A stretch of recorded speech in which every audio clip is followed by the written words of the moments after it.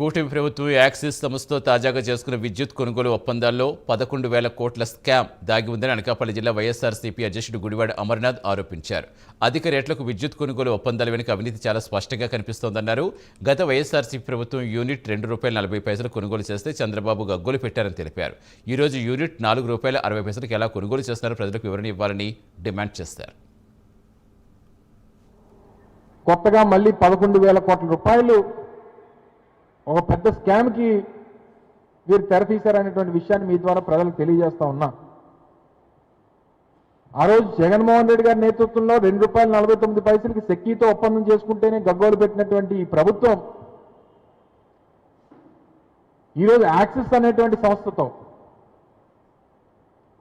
₹4.60కి 400 మెగావాట్లు 25 సంవత్సరాలకు ఒప్పందం చేసుకుంది.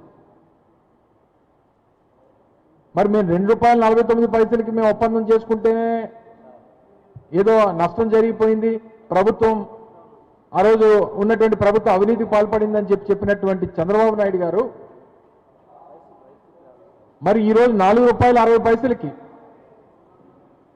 మీరు ఏ రకంగా ఆ సంస్థతో ఒప్పందం చేసుకున్నారు?